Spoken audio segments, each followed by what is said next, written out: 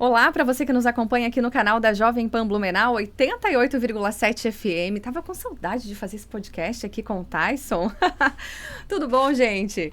Por aqui, mais um assunto muito legal para conectar com você aí do outro lado. Já quero te fazer um convite bem especial. Se você não é inscrito aqui no nosso canal, por favor, né? Faz isso agora. Ajuda a gente aí para que esse conteúdo seja impulsionado, para que mais pessoas recebam aí várias dicas. E hoje, falando de educação, a gente vai bater um papo muito legal.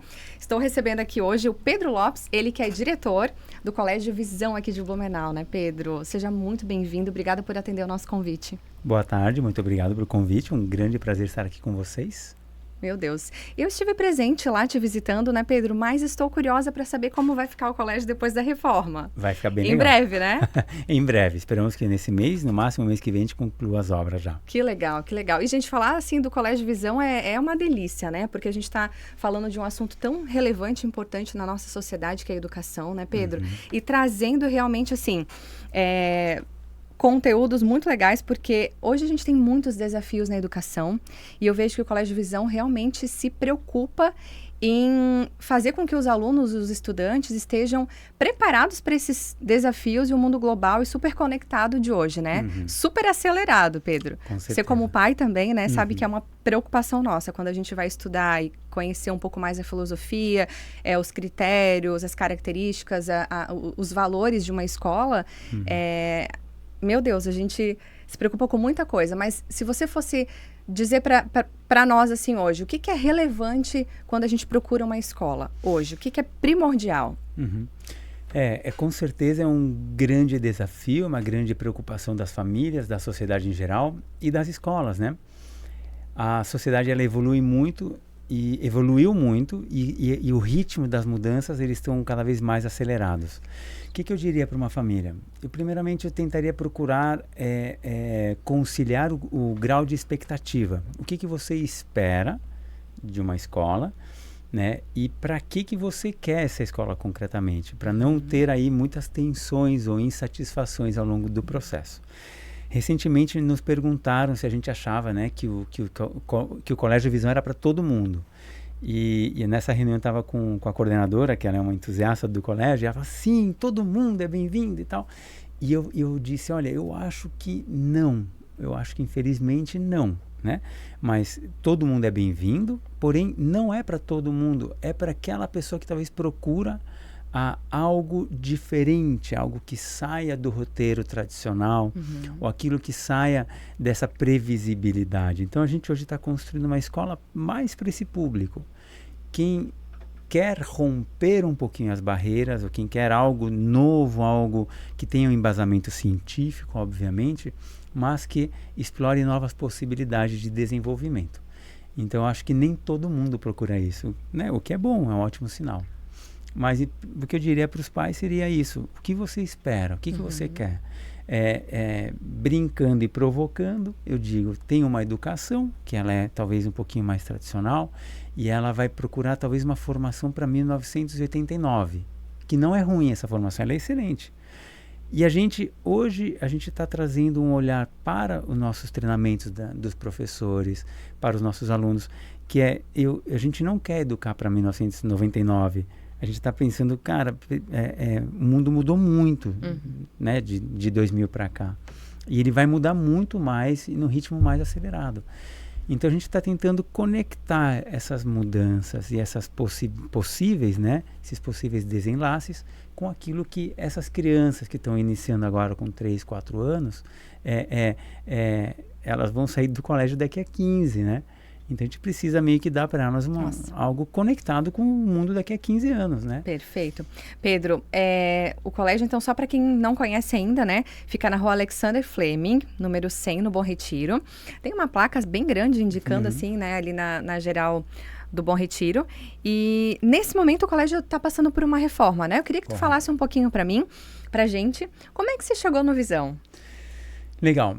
A história é longa, mas eu vou reduzir. A gente tinha um projeto de construção de uma escola no Campeche, no sul da ilha, em Florianópolis. Nesse projeto, o valor, né, do metro quadrado lá no Campeche está um dos mais altos do Brasil. E a gente fez algumas reuniões com alguns parceiros, né? E Algum tempo depois, desses parceiros falou: Pedro, tem uma oportunidade em Blumenau e a escola está pronta, ou seja, você não vai ter que construir, colocar ar-condicionado, cadeira e tal, quadro, né? Vamos ver essa escola então, né? E eu já conhecia o Visão de Blumenau. Então, quando eu vim, eu vi que o colégio estava ótimo, né? E a minha principal pergunta para a coordenadora, que é a Almide, que é, enfim, uma guerreira que leva ali 35 anos, nada mais, foi: Almide, como que está a equipe? A equipe saiu muito? Ela falou: a maior parte está aqui. E eu conhecia e tinha um conceito incrível desses professores e dela, né? Então eu falei: não tem como dar errado, então vamos embarcar nessa. E a gente deu o passo e compramos a escola. Você está então em Blumenau, Pedro, há quanto tempo? Eu vim final de 2023 e estou há um ano e meio. Isso, super recente, E vim né? pensando que não, vou ficar um tempinho aqui, depois eu volto para Florianópolis, agora já não quero mais sair daqui. Que maravilha. Amei a cidade. Então, só para a gente explicar, né? A Visão estava dentro de uma rede até pouco tempo atrás, Sim. né? Fazia parte da rede Alfa, isso, né? Isso, o Visão era a rede Visão em si, que era 5 escolas, depois foi comprado e vendido algumas vezes e acabou sendo anexada à rede Alfa, que é uma rede grande, se eu não me engano, do Paraná. E aí a gente recuperou a marca, né? E estamos iniciando esse colégio já com vistas para novas unidades, né? Perfeito. E eu fiquei sabendo, quase que em primeira mão, aquela, né? Que nós teremos... O que nós teremos, assim, na entrada do colégio? Que eu achei super legal. Ontem eu estava estudando sobre o pêndulo, tá? Que legal, que legal. Explica pra gente o que vai ter e por quê. A gente vai ter... né, nesse projeto todo de escola, a gente reuniu muitas coisas que a gente tinha preparado ao longo de muitos anos, né? Mas o principal deles é o primeiro pêndulo de Foucault em uma escola no Brasil. A gente pesquisou e alguns lugares do mundo tem também em escola. Geralmente os pêndulos de Foucault eles estão em institutos de ciência, museu de ciências naturais, coisas assim, né? E o pêndulo, ele é uma provocação. Por quê? Porque ele tem um movimento, ou seja, quando ele começa a oscilar, ele vira independente e ele não se sujeita ao movimento de rotação, né, da Terra. Isso mesmo. E a Terra gira por baixo dele. E é um experimento muito, muito incrível, né? Quando todo mundo que vê um pêndulo fica pensando: como assim, né? Como é possível? E aí você depois transpõe e fala: cara, e o Sol gira em torno da galáxia e o pêndulo não vai girar? Não, ele vai ficar sempre no mesmo eixo. Esse é um projeto que a gente está fazendo ele em parceria com a UFSC, que a gente precisou ali do coordenador, o Wesley, né, da UFSC. Então eles produziram o protótipo, foi um projeto de TCC de um aluno que foi aprovado, eles conseguiram fazer, e a gente precisa de um sistema que faça com que o pêndulo oscile indefinidamente, né, para poder demonstrar que de fato a Terra gira, mas ele não. E a olho nu, ou seja, a nossa percepção é que ele está girando, Isso. né? Ele vai girando e derrubando todos os obstáculos. E a gente fala: o pêndulo gira. E quando é ao contrário, somos nós, né? Que interessante, né? Agora, isso também tem a ver com o desafio que o colégio está propondo. Exato. Para os pais quando trazem os filhos ali, né? Exato. Que é o quê? A ideia é um pouco qual é, né? A maior parte dos pais, a maior parte de todo mundo que fez ensino médio, viu ou estudou sobre o movimento do pêndulo, porque ele tem uma lei que é só dele, né? Junto com a mecânica clássica, as leis de Newton, teoria gravitacional, você tem ali a teoria do pêndulo. Só que a maior parte, assim, 99% das pessoas, tirando os físicos ou pessoas assim mais curiosas, eles não lembram disso, né? E a gente quer exemplificar essa experiência, esse experimento, porque a gente entende que muitos dos conhecimentos que a escola passa, né, para os alunos são esquecidos, né? E a gente já aceita isso. Vou estudar e vou, enfim, passar na prova. Nunca e daqui a mais 3 vou precisar semanas... disso. Exato, nunca mais vou lembrar disso, né? Nem precisar. Então a gente quer trazer algumas experiências na escola um pouco para rebater isso. Ou seja, a gente tem coisas que a gente vai usar sim, né? E tem coisas que a gente não vai usar, como por exemplo, a Terra vai girar mesmo que eu não saiba que ela gira. Mas é encantador eu entender que existe uma forma que eu consiga até medir, calcular quanto que ela gira, por exemplo, né? Porque o pêndulo tá te trazendo essa medição, né? Então, o objetivo é esse, é trazer um pouquinho mais de vida para o conhecimento que a escola compartilha com os mais novos, né? Maravilha, maravilha. Pedro, tu gostas muito dessa área da física? Me fala um pouco sobre a tua formação. Você é professor, né? Também. Então, eu sou formado em Ciência da Educação. Eu tive a oportunidade de estudar fora. Então, eu fiz inicialmente Educação Especial. Quando finalizei especial, eu trabalhei com alunos de inclusão, com Down, com autismo. E eu sentia que faltava algo mais. Então, continuei, fiz pedagogia. Na minha formação, pedagogia, que foi feita na Espanha, ela é encaminhada para design de currículo, inovação, gestão, né? E depois aqui no Brasil, pedagogia é mais encaminhado para anos iniciais. É que lá eles têm formação para anos iniciais, né? Então, eu me formei... E aí, quando eu fiz pedagogia nesse formato, eu gostei muito. Falei, cara, é isso que eu quero. Eu adoro ser um teórico da educação, sei lá, um criador de currículos, né? E isso tudo era porque eu sabia que eu queria trabalhar na educação, porém eu não tinha nenhuma profissão que eu gostasse, ou seja, professor de matemática ou de física, embora eu gostasse muito de física, sempre gostei muito. Sempre achei muito fascinante entender como funciona o universo, as leis da física que se aplicam em diferentes, né, graus em vários lugares, mas não em todos os lugares. Mas eu acabei me encontrando como pedagogo, como coordenador pedagógico inicialmente, depois fui diretor pedagógico, né? E hoje estou nessa função de gestor e também diretor, né? A nível pedagógico, tá mais nas mãos das coordenadoras, mas eu estou sempre ajudando ali, cutucando e falando, vamos fazer essas coisas que são bem desafiadoras, né? Que maravilha. E eu vejo assim, o pouco que eu tive ali no Visão, visitando, que eu estou devendo uma visita para conhecer todo o espaço de fato, né, Pedro? Sim. Mas assim, eu percebi um ambiente muito agradável, sabe? Vejo que a tua presença ali faz a diferença realmente. Assim, tu gostas de pessoas. Sim. Então isso, e é um desafio, né? Porque realmente a gente... Fazer gestão de pessoas acho que é o maior desafio, né? Com certeza. Mas sempre foi e sempre será. Sempre será. Né? E as pessoas têm algo mágico que elas trazem desafios, trazem conflitos, mas existe também uma riqueza muito grande. Eu digo que quem entra na educação dificilmente sai, né? E se sai, sempre fica com aquela nostalgia e lembrando, porque eu já trabalhei em muitas coisas, mas a educação tem algo encantador, que é você encontrar com um ex-aluno, por exemplo, e ele te fala, lembra que você me falou 8 anos atrás? E você fala, não faço a menor ideia. Né? Mas aquilo ficou gravado na pessoa, reverberou, né? Reverberou, e ele exatamente. nunca mais esqueceu. Ou encontrar um aluno que fala, né, um antigo aluno, que agora já é um marmanjão, e te mostra uma pedrinha. E fala, cara, ó, tá aqui na minha carteira. E eu nunca tirei ela dali. E você fala, uau, você guarda essa pedrinha na tua carteira, né? Então são coisas que a gente não consegue dimensionar o impacto daquilo que a gente vai fazer. E o que é incrível, a mágica acontece quando você vê que aquilo que você achou que talvez não faria muito sentido, sei lá, né, se passou despercebido, não foi assim. Calhou, né? Calhou e trouxe uma consequência, né? E boa. Então isso é incrível. Por isso que eu digo, a escola realmente ela deve ser uma extensão, assim, das famílias, né, Pedro? Mas os professores, eles precisam também ter essa consciência da responsabilidade, né? Eu queria entender como é que hoje é para vocês, essa parte profissional mesmo, né? Principalmente na escolha da equipe, não só de professores, mas de toda a equipe pedagógica, de todo mundo que faz realmente o colégio acontecer no dia a dia.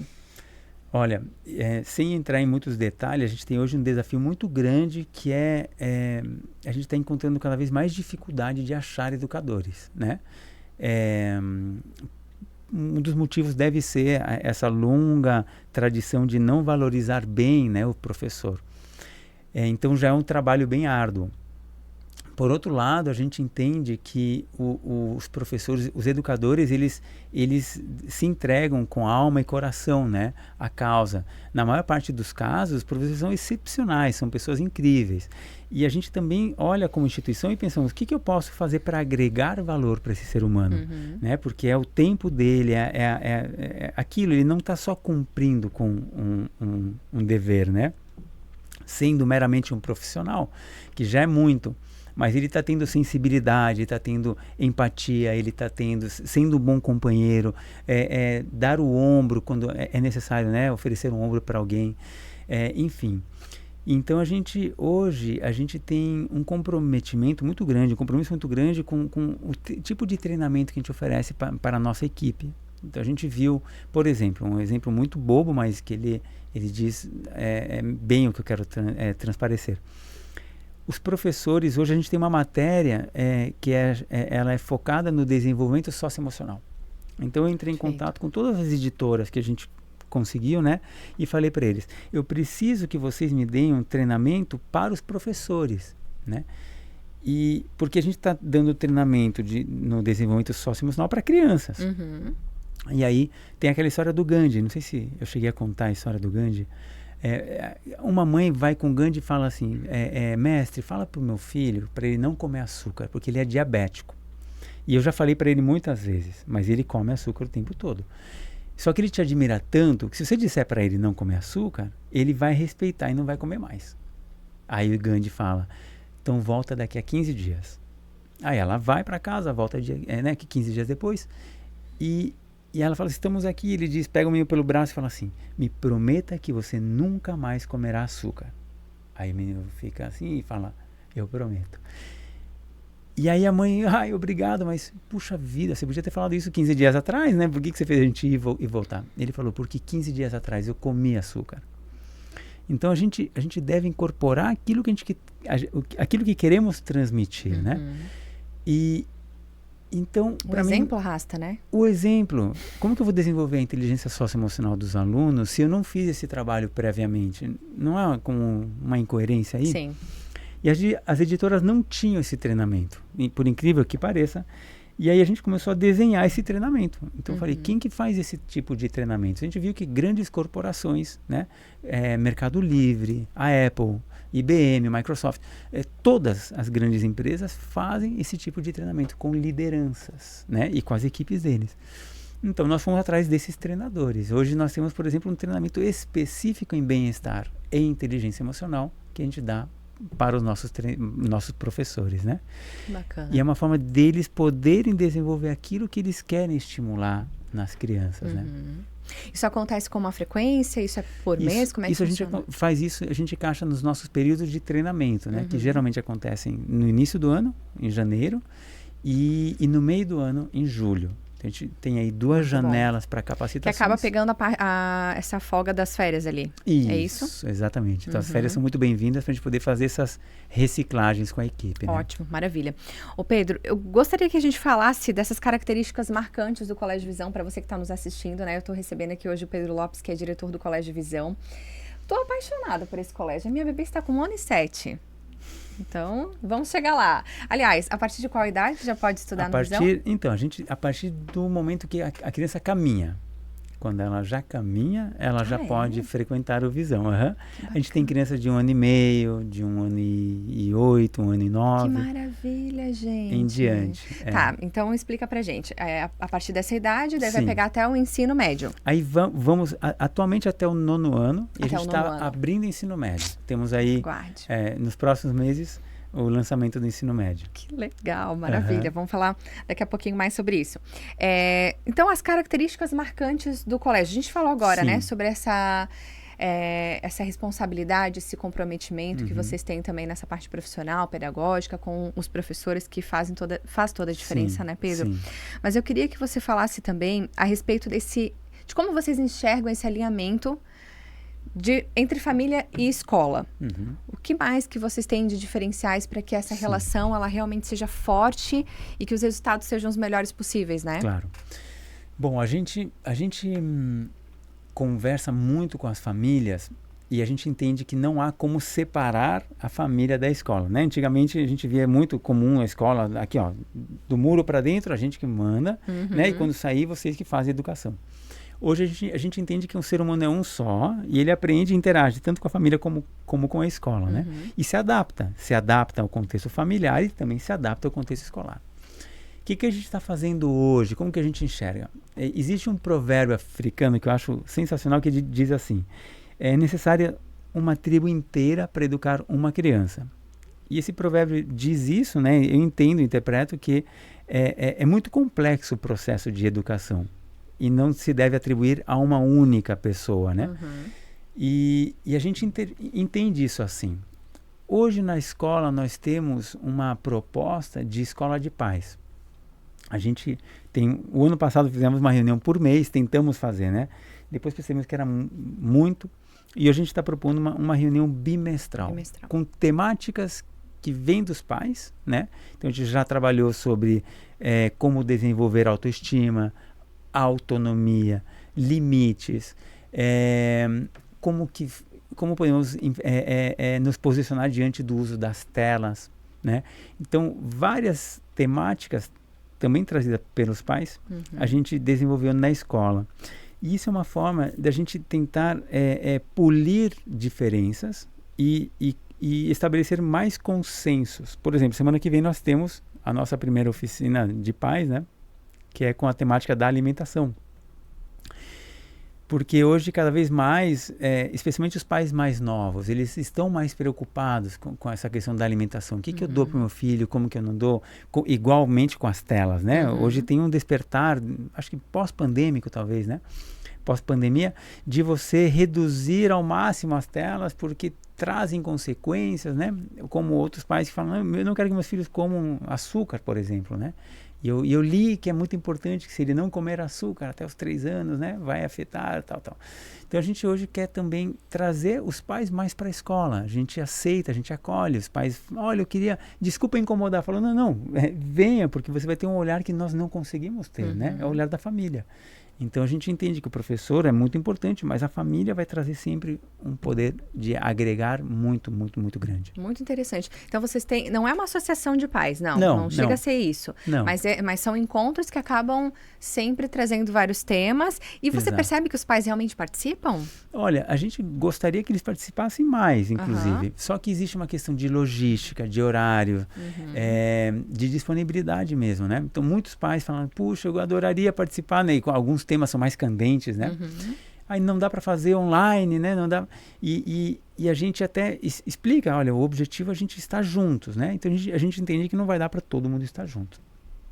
Quem participa geralmente gosta muito, né? Imaginam, uma ótima oportunidade, né? E muito legal saber que o Visão tem essa iniciativa, muito legal mesmo. Tem o método Singapura, que eu queria muito que você falasse também, que é um diferencial muito interessante do colégio. Sim. Olha, a primeira coisa que a gente observou é que, em geral, as pessoas elas têm uma aversão à matemática, né? Você se identifica? Você que está nos acompanhando? Você se identifica, Thales? Ou você é o homem da matemática? A gente se identifica, um pouquinho, a gente acaba se identificando, né? Eu, na verdade, assim, na época da escola, amava matemática, só que eu também tive as minhas séries que fui muito bem e depois começou a ficar assim, meu Deus do céu, travava tudo, tinha muita dificuldade. E aí, gente, é uma coisa assim, terrível. Eu lembro que meu pai chegava a estudar comigo a tabuada e mandava eu decorar aquela tabuada e eu ficava numa pressão psicológica com aquilo. Gente do céu. E aí vem o método Singapura que vem facilitar essa aprendizagem? Sim. São muitas questões que mudam, né? Mas algumas básicas para a gente entender de um modo breve é que a gente observou que lá no 7º, 8º ano começa a ter uma divisão. Né? Daqueles que falam, eu não sou disso daqui, então eu sou de letra, certo? E aqueles que falam, eu não sou, eu gosto, então eu devo ser de exatas, né? E aí, essa divisão entre letras e exatas, claro que pode ser algo muito comum, mas geralmente vinha por uma dificuldade na matemática, não por uma preferência de escolha. Isso aí. Que é diferente, eu prefiro, mas eu domino. O problema, são vários problemas, tá? Mas um deles, principal, é como é introduzida a matemática nos anos iniciais. E ela geralmente é introduzida por quem? Os excelentes em matemática, os de exatas, eles são geralmente encaminhados para que áreas? Para as engenharias. E quem não é das engenharias faz o quê? Humanas, né? Que geralmente é psicologia, jornalismo, pedagogia, né? E aí você pega a pedagogia. Então eu faço pedagogia por quê? Porque eu amo criança. Nossa, eu sempre cuidei do meu sobrinho, né? Eu limpava ele, eu dava de comer, eu trocava, eu ensinava.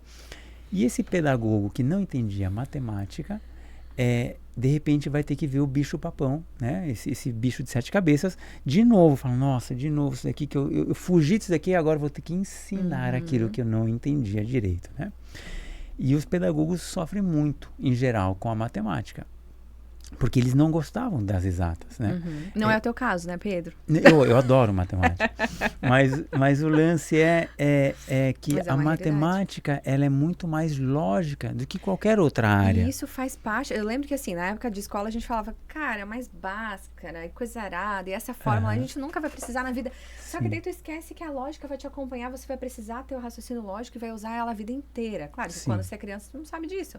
Mas é uma coisa que faz muita falta no dia a dia. No orçamento familiar, na forma como você cuida da sua casa, por exemplo, uma mãe de família que tem essa dificuldade, a gente acaba gastando mais do que deve, não consegue economizar, não consegue otimizar as coisas, né? Então, assim, é complicado. A matemática aplicada, Matemática aplicada, a gente, enfim, né? O método de Singapura, o que a gente fez foi olhar para qual que é a posição do Brasil nas avaliações internacionais. A gente viu lá que de 70 países nós estamos na posição 63ª, ou seja, 63 de 70. Como assim, né? Estamos na rabeira, assim, lá no final. Deus, né? E aí, ok, a gente pode discutir, se lamentar, mas quem que está indo bem nessas avaliações? Singapura e Japão, né? Então o método, ele é chamado internacionalmente método de Singapura, porém foi desenvolvido também com base na pedagogia japonesa. E aí a gente pegou, bom, então o que eu preciso são de treinadores. E fomos atrás desses treinadores. Eu tive a oportunidade de fazer um curso, né, com um deles em 2019, com Bill Jackson, ele é norte-americano. Ele trabalha em conjunto com Makoto Yoshida, que é um japonês. Eles produzem conteúdo e eles levaram bastante desse método para os Estados Unidos. Então a gente conta com eles todos os anos aqui no Visão. O que muda, né? Para quem não sabe nada, nunca ouvi falar, né, do método de Singapura. Muda primeiro que as crianças são estimuladas a brincar com a matemática, partindo daquilo que é comum para elas. Então, uma criança faz matemática, mas não fala que é matemática. Ele só fala, mãe, hoje eu brinquei muito, né? A gente brincou. E do que você brincou? A gente contava, o professor mostrava uma ficha, a gente acertava, né? E é muito essa brincadeira. O brincar, ele envolve um conceito que a gente não explora muito, mas há alguns anos ficou famoso esse lance da gamificação, lembram? Isso. Porque na gamificação você constrói... Acho que tem um barulhinho de WhatsApp, Tyson. Na gamificação você constrói o domínio. Ou seja, para você passar de fase, você tem que dominar a fase anterior. Perfeito. E esse é um problema da matemática brasileira. Qual que é a lógica nossa? A gente faz uma matemática baseada em performance. Se você tirar 7, ou 5, ou 6, você passou. Tá, vamos pegar aqui, você tem um filho que é nota 9. Ó, fala 9,5, tá? Cara, meu filho tira sempre 9,5 em todas as provas de matemática. Isso, no nosso contexto, cara, o teu filho é um gênio da matemática, né? Só que esse meio, esse 0,5, geralmente é aquilo que é mais complexo que ele não entendeu e não dominou. E está passando. Ou seja, o professor dá 3 semanas de aula, revisão mais uma, prova. 3 semanas de aula, revisão, prova, né? E 9,5, 9,5. Em algum momento, esse 0,5% que se vai acumulando ao longo dos anos vai se transformar numa dificuldade, num gap de aprendizagem. E aí, ou ele resolve porque ele foi habilidoso, né? Ou ele começa a achar que ele não entende a matemática, quando não é verdade. O erro foi no método que foi ensinado. Porque o correto é... A gente está fazendo uma obra lá agora, né, Tamara? Eu não espero do engenheiro que ele chegue e diga, Pedro, estou colocando esses pilares aqui, e eu falo, mas eles vão aguentar esse telhado novo. 99% sim. Ou 70% de chance. Não, como assim? Tem que ser 100%. Ou tira isso daqui tudo. A gente não aceita 75%, 85% de probabilidades. Eu quero 100% de garantias. E na matemática, como em outras matérias, a gente não. Com 70% de desempenho, de performance, passou. Então, a primeira questão que você muda é essa dinâmica. Você vai passar quando você dominar. Então, para você dominar, você tem que explorar de formas diferentes. Mas no colégio se trabalha, mesmo no método Singapura, trabalha-se com notas ou não? Trabalha-se com notas, mas como a gente começou agora com o ensino infantil, né, as notas elas são referências e é bem difícil você sair dessas referências, né? As pessoas precisam das notas. Mas a gente não se importa com isso. Vamos procurar que eles tenham 10, que eles tenham domínio, 100%. E o método já é aplicado com qual idade? Hoje é aplicado com 4 anos em diante. Então, 4, 5 e primeiro ano. Então, seria infantil 4, infantil 5 e primeiro ano. A turma do primeiro ano é que está abrindo, né, as próximas turmas, né? Então, é como quando se faz o bilinguismo, né? Você começa com uma turma e essa turma vai envelhecendo e ela vai estendendo até que série chega, né? O objetivo é chegar até o 5º ano. Maravilha. Com a matemática. Ótimo. Estás bem contente, né, Pedro? Acho que bem contente. Isso é um diferencial, assim, que eu vejo que você sempre fala com muito orgulho, assim, porque de fato é um diferencial e eu, sinceramente, antes de conhecer o colégio, eu não conhecia. Sim. Só uma questão, né? Outra coisa que a gente errava, a gente faz muito isso, por exemplo, se você fosse ensinar 125 mais 14, o normal é a gente colocar, né, 125 mais embaixo e 14, né? Isso. Unidades, dezenas, centenas, né? Um tracinho e você vai somando. No método de Singapura, eles não ensinam a fazer assim. Eles já ensinam no modo linear, que seria 125 mais 14, igual, né? E isso você fala, mas por quê? Porque eles perceberam que quando a gente faz a introdução da álgebra, né, que é lá no 8º ano, muda. Quando você mistura letras e números, você já não faz um em cima do outro, você faz em forma horizontal.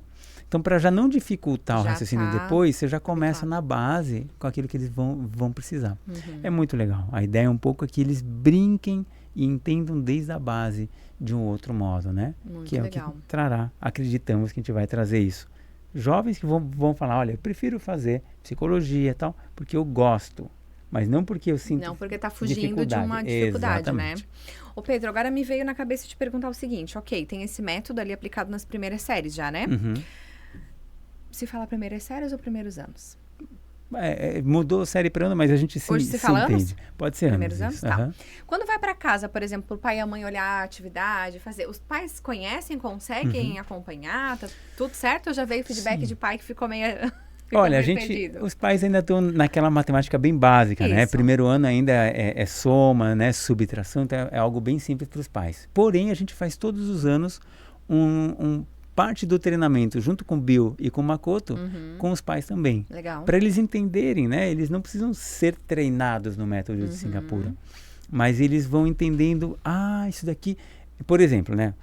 Eu falei antes, 125 mais 19, por exemplo. Nossa, 125 mais 19, complicado. No método de Singapura eles falam assim, cara, 125 mais 20, quanto que é? Você fala, opa, 145. Isso é bem mais fácil. E aí muitos pais vão te mostram, aí falam, mas faça assim já, que é muito mais fácil. Então eles já têm esse macete. Ok. Só que a gente já ensina o macete desde o começo, né? Ótimo. Então, 125 mais 20 é muito mais fácil. Depois eu tiro 1, né? Fica 144. Então, de alguma forma, você envolve os pais de novo, né? A gente traz a família para dentro da escola porque a gente precisa da família para que essas inovações, elas possam acontecer, né? Com a ajuda deles. Maravilha. Pedro, os espaços que vocês também têm no colégio são diferenciados. Eu queria que você falasse, por exemplo, os espaços Pickler e essa cozinha que vocês têm lá também, né? Para algumas disciplinas e outros espaços que são, assim, bem especiais para vocês, né? Sim. Olha, assim, o espaço Pickler a gente trouxe porque ele é um espaço muito mágico. Em algum momento a gente pode ver, né? Esse daqui, por exemplo, é um deles.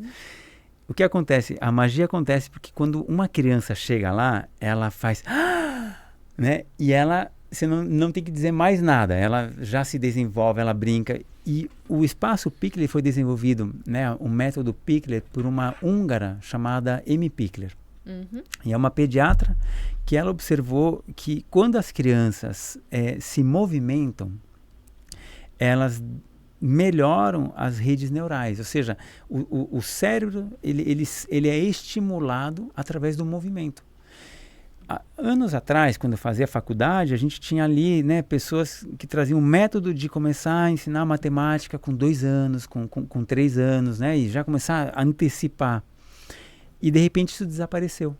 E desapareceu por conta da neurociência, por várias, né, linhas de pesquisa das ciências da educação que falaram, cara, antecipar não é bom, é ruim. Porque quando você faz com que uma criança tenha que ficar lá concentrada, resolvendo cálculos, ela para de fazer o que seria natural para ela, que é o movimento, o brincar. Então, a gente construiu ali na nossa brinquedoteca, que são 350 metros quadrados, um espaço que é feito para isso. Então você vai ter uma casinha que eles sobem, que eles pulam pelo escorregador vertical, que eles têm, né, um túnel que eles rastejam, daí tem ali outro túnel de cordas. Esse rastejar, esse se agachar, esse subir, esse escalar, tudo isso conforma no cérebro melhores estruturas. E depois ela vai se comunicar melhor, ela vai interagir melhor, ela vai raciocinar melhor. E foi isso que a gente entendeu. Um espaço que promove que a criança faça o que ela tem que fazer, que é brincar e se movimentar. Maravilha. E a cozinha? Então, a cozinha, a gente tem como princípio também a aprendizagem baseada em projetos. Isso. Os projetos, eles são diversas formas de você manipular o conhecimento. Então, vamos fazer uma tortilha espanhola. Aí você vai precisar de batata, de ovo, de cebola. Tá, eu posso teorizar sobre a tortilha, eu posso ir lá na cozinha e fazer uma tortilha, né? Então, a gente tem a cozinha experimental como uma extensão da sala de aula. A professora ela consegue trabalhar as frações com uma pizza, né? Eu sei que isso deve super... mas todo mundo já falou disso. Mas falar da pizza, mostrar a imagem da pizza, é bem diferente do que eu chegar lá e falar, ok, pessoal, eu tenho aqui 3 grupos e vou separar em 3 pedaços. E aí eles falam, momento, esse daqui está maior do que o outro, somos 4 pessoas para dividir esse pedaço. E eles entendem melhor 1/3 na prática, porque 1/3 é super difícil de ser dividido, né? Maravilha. E essa cozinha, por exemplo, esse espaço, ele já é para o primeiro ano em diante? A gente trabalha com a cozinha experimental desde os pequenininhos. É claro que os pequenininhos, né, ensino infantil, para eles a cozinha é aquela experiência nova, divertida, que eles vão comer alguma coisa. Já no primeiro ano eles já começam a ter mais autonomia, mais responsabilidade e vai assim por diante. Por exemplo, ano passado nós tivemos aulas de culinária, do 6º ao 9º ano, onde eles faziam receitas, né, diversas receitas, e era mais de um modo autônomo. Mas também tive, né, ali professores de matemática, peso, medida, proporções, de geografia, trabalhando com receitas de outras épocas, outros lugares, né? Então fica, na verdade, disponível para diversas disciplinas que quiserem usar? Diversas disciplinas, e esse ano a gente estabeleceu até uma dona desse espaço, que é a Kathleen, que é a nossa nutricionista. Então ela faz ali as aulas de culinária e ao mesmo tempo trabalha com as professoras, aquilo que as professoras querem explorar. Por exemplo, eu queria muito uma receita, mas eu não tenho essa receita. Então nós temos a nutricionista que ajuda na construção para esse objetivo específico da professora. E aí tem uma disciplina específica de economia doméstica? Sim. A gente lançou também. Bom, de novo, então a ideia um pouco do colégio é aproximar esse mundo dinâmico, né, para a realidade da escola e romper essa estrutura a escola que é uma bolha, né, que não dialoga com a sociedade, né, que fica lá só concentrada em fazer provas e desenvolver conteúdos. E um dos objetivos que a gente via que não estava sendo muito bem explorado era como que eu preparo os adolescentes para a vida adulta. Ou seja, para serem adultos com noção do que é ser adultos, né? E a gente viu que a economia doméstica era uma ótima oportunidade para isso. Onde a gente consiga... Hoje nós temos 3 frentes. Tem a parte da nutrição, da culinária, né? Ou seja, todo adulto tem que cozinhar e comer em algum momento, preparar um café da manhã, um almoço, uma janta. E o que envolve isso? Isso envolve fazer compras, isso envolve ter que lavar a louça depois, entender como se lava uma louça, como se guarda, né? Armazenar alimentos. Então, toda essa parte está com a nossa Nutri. Depois temos a dimensão que é da gestão do lar, a gestão física. Cara, temos aqui, tem que saber como limpar um banheiro, tem que saber como lavar roupa. Eu posso misturar cloro com amaciante. Isso não, são químicos e pode dar uma explosão ali, né? Então, toda essa parte da gestão do lar também está a cargo da nossa professora Alessandra. E depois temos a parte financeira, né, gestão do dinheiro, a educação financeira, que eu me envolvi, então eu estou ministrando essa parte com os adolescentes, e é como nós lidamos com o dinheiro. Então eu brinco muito quando os pais vão lá conhecer a gente, eu falo assim, olha, de um modo bem simples, né? Quantas provas você fez nos últimos 6 meses de opção múltipla, ou verdadeiro ou falso, né? Os pais falam, não faço mais provas, tá? E você teve que lidar com alguma questão, fazer compras, ou programar umas férias, ou, putz, cartão de crédito ficou alto demais, e agora o que a gente faz? Vão parcelar, olha os juros, como que é isso? Aí os pais falam, brincando, não, nas últimas 6 horas eu tive que fazer isso, né? Não nos últimos 6 meses. Então, de novo, tentar aproximar da realidade dos adolescentes algo que tenha mais propósito, porque eles falam como nós falávamos, né? Mas por que eu estou aprendendo essas fórmulas todas, né? Mas nesses momentos eles não falam mais. Nesses momentos eles ficam até... a gente até fala, calma, levanta a mão para poder ouvir todo mundo, né? E é muito legal que a participação deles é diferente, né? Nesses contextos, é muito, muito bom. Muito legal. Pedro, tem algo também que eu gostaria que tu falasse, que acho que a proposta é fantástica, que são as oficinas temáticas, né? Vocês fazem ao longo do ano todo? Todos os anos. A gente iniciou o ano perguntando o seguinte para os adolescentes também. Porque eles cresceram, então agora eles aumentam a possibilidade de autonomia deles, né? Se vocês pudessem escolher uma matéria que não tem na escola, qual seria? E aí, né, ano passado eles elencaram 72 opções diferentes, este ano foram 36, a metade, né? Mas... Teve coisa ali que vocês se surpreenderam? Não, loucura, né? Eles trazem de tudo, de tudo. Queremos, tu lembra de algum assim que te chamou a atenção, de algum tema? Gente, teve já de salsa, não teve? Tivemos oficinas de salsa. Na realidade, salsa... Esse ano nós temos tango e ano passado tivemos salsa. Eles propuseram dança, né? E a gente gosta muito, porque a gente tenta respeitar o que eles propõem. Ano passado foi astronomia, culinária, que legal, artesanato, funcional, que a gente fez funcional na quadra de areia, e a salsa. E este ano foi fotografia, está sendo, né? Fotografia, cerâmica, desenho e tango. Né? É claro que a salsa e o tango a gente está fazendo ela em espanhol, né? Então, o ano passado eles escolheram espanhol, pediram por espanhol, a gente fez salsa em espanhol. Esse ano eles pediram por dança, a gente introduziu o tango em espanhol também. Mas é muito legal que a gente perguntou para eles, se vocês preferem que a gente faça aula em português, porque isso é uma parceria que a gente faz com a Manuela Firmo. Maravilhosa. Que é a nossa... Beijo, Manu, você é incrível. Demais. Gente, a Manu é demais. A Manu. E soube que agora tem até balé na escola da Manu, só pra... Tem, não, a Manu, gente, tudo que você possa imaginar de dança, a Manuela Firmo faz. Aliás, balé foi cotado ali nos assuntos ou não? Não? Eu acho que eles associam balé com dança dos pequenininhos. Eu acredito. Então eles meio que já falam, não, eu já sou mais de descolado e tal. Sim. Não, e com o tango eles sofreram, tá? O tango eles falaram, meu Deus, tango não, né? Então, geralmente eu sou oficina rejeitada, né? Porque eu também faço oficina de tango. Mas... E o professor Pedro não faz, gente. Não, mas é que a gente quer provocar. Em tudo, tá vendo? A gente quer provocar. Assim, eu penso assim, se não fosse aqui, quando e onde eles fariam aulas de cerâmica? Ou aulas de fotografia, muito sabe? A ideia, de novo, isso daí está conectado, né, com interesses vários, mas o que é muito legal, Tamara, é que quando a gente começou as primeiras aulas, né, era bom pessoal, então vamos lá, pega aqui o menino com a menina, dá as mãos. Eles, não, professor, por favor, dá as mãos não. E eu assim, como assim, gente? Vocês vão dar as mãos, vocês não vão casar um com o outro, né? E no final, né, uma coisa maravilhosa, os alunos do 9º ano do ano passado, né, eles tinham a formatura deles, aí eles queriam fazer o baile de formatura, e eles pediram pra gente, falaram, olha, a gente quer fazer um baile de formatura que seja uma surpresa para os nossos pais, olha só. E a gente quer que seja salsa. Você faria a nossa coreografia.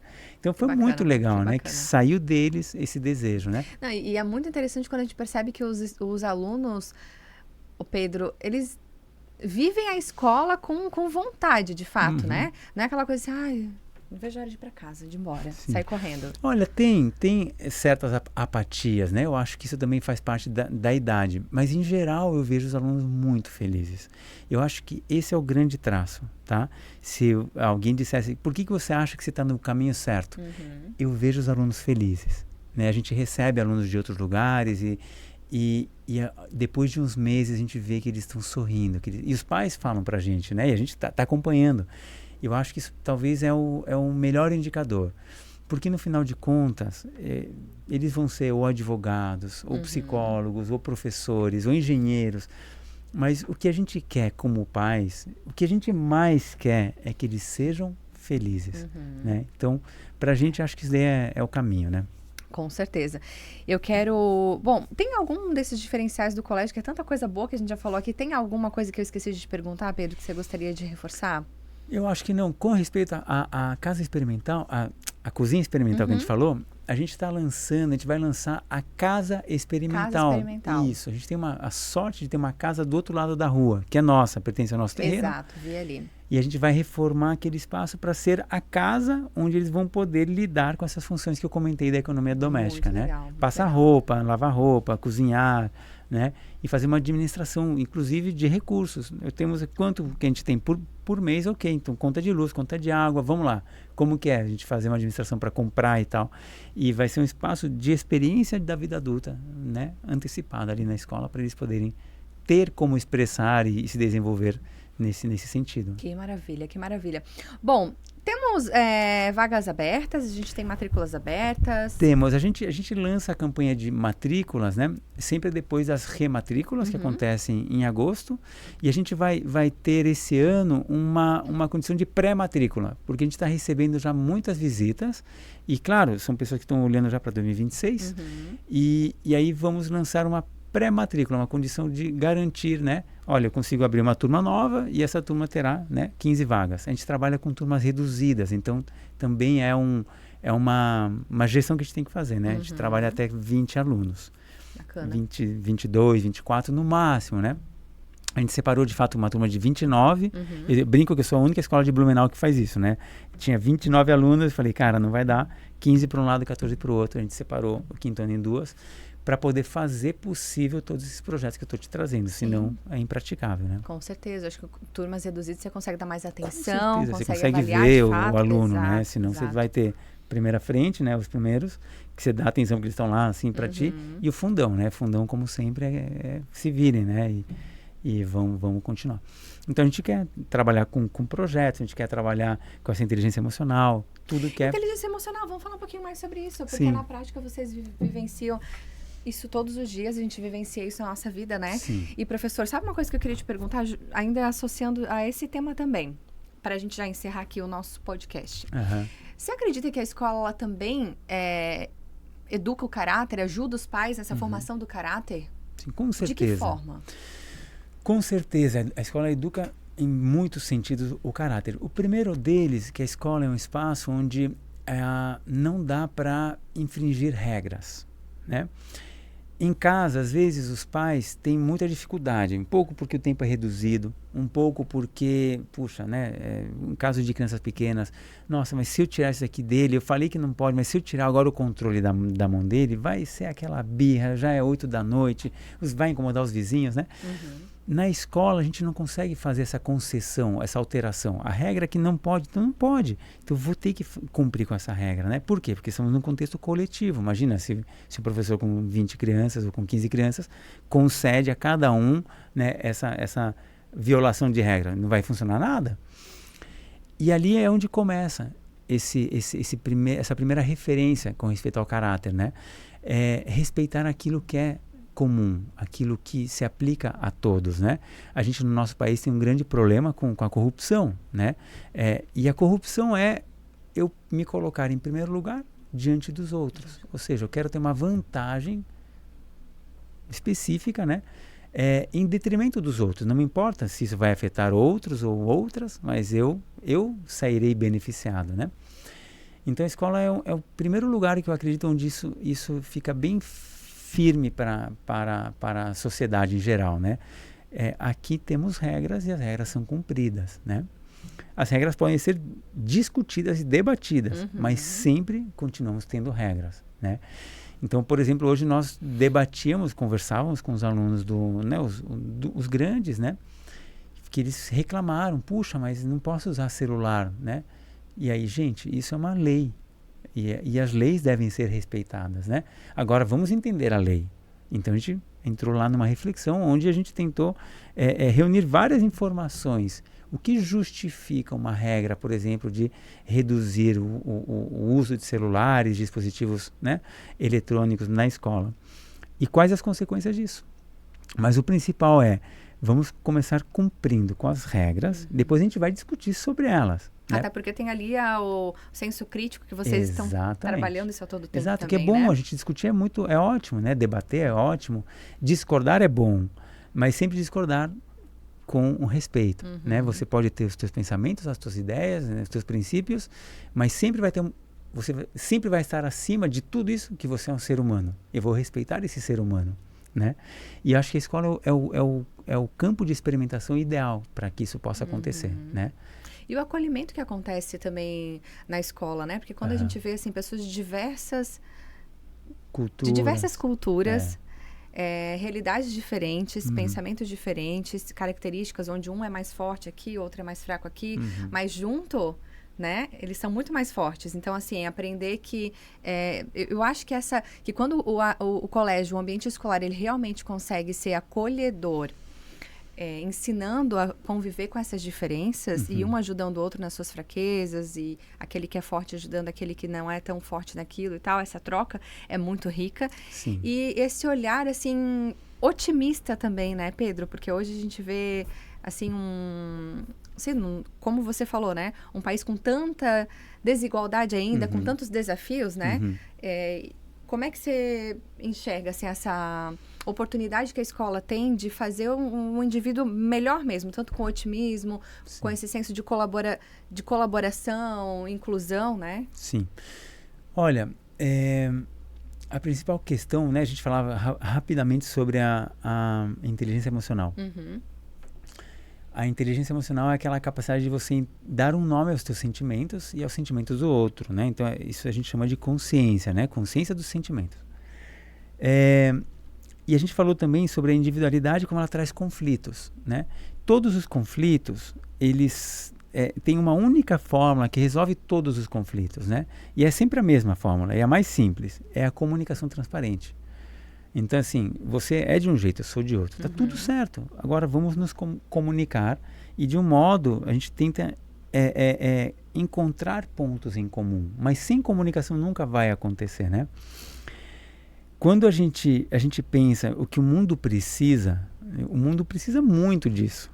Porque a gente está vendo hoje como a escalada dos conflitos bélicos estão chegando a um ponto de estar beirando uma guerra mundial, por exemplo. Mais uma. Né? Só que uma guerra mundial hoje pode ser fatal para todos nós, né? Então a gente demonstra que não conseguimos desenvolver ao longo desses últimos 60 anos a habilidade para resolver conflitos, a habilidade de se comunicar, né? De modo transparente, cada um expondo como sente, como pensa, respeitando o outro, né? Então a gente entende que a responsabilidade que a gente tem é muito grande, que é ajudar que esses seres humanos mais novos tenham um lugar de treinamento, né, no convívio, onde eles falem, cara, tá tudo certo, você pegou a bola, eu queria essa bola, mas eu agora vou ter que esperar você acabar de jogar, ou vamos criar uma brincadeira onde eu possa jogar junto, né? E essa diversidade, ela é boa. As pessoas, durante algum tempo, confundiam que é melhor ter pessoas que pensam como eu. Né? Eu quero só pessoas que pensam como eu. Eu quero pessoas que são só como eu, são da minha mesma classe social, etc. E eu sempre coloco de exemplo, né, até para concluir, que se a gente pensasse numa referência em ensino superior no mundo, o que vocês diriam assim?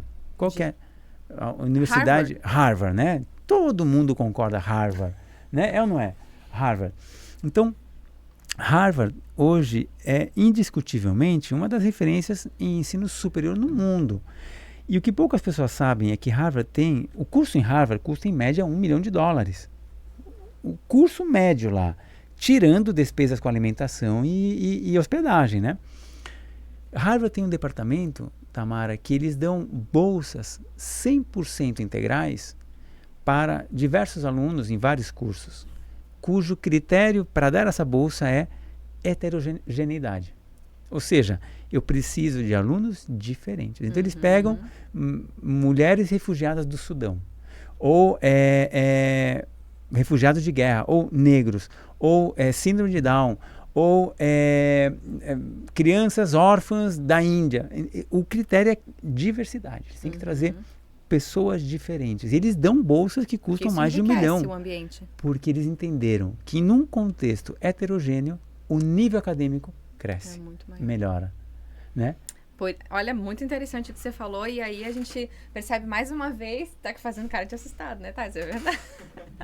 Pois é, aí a gente percebe que realmente, assim, a extensão tem que ser a escola da família, a família da casa, porque a gente está formando indivíduos que vão precisar lidar com conflitos a vida inteira. Sim. Né? Sim. É inevitável, gente. Quem tem filhos adolescentes sabe disso. É inevitável o confronto e é o adolescente querendo conquistar a sua própria individualidade, né? E é um conflito natural, né? Eu quero fazer do meu jeito. E aí você vai falar, cara, pera um momento. O que eu faço agora? Eu cedo e viro um refém do meu filho? Ou eu falo, filho, mas você está na casa do pai, na casa da mãe. E as coisas aqui se fazem do meu jeito.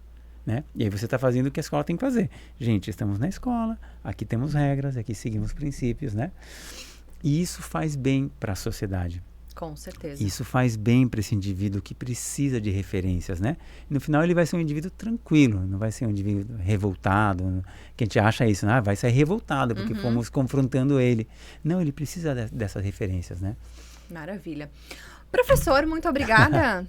É um prazer, muito obrigado. Foi um prazer receber você e falar um pouquinho mais do Colégio Visão. E em breve, então, a gente retorna lá no colégio. Sim. A próxima matéria vai ser lá, daí para mostrar também como é que ficou a inauguração. A inauguração do novo espaço, o colégio todo diferenciado, né?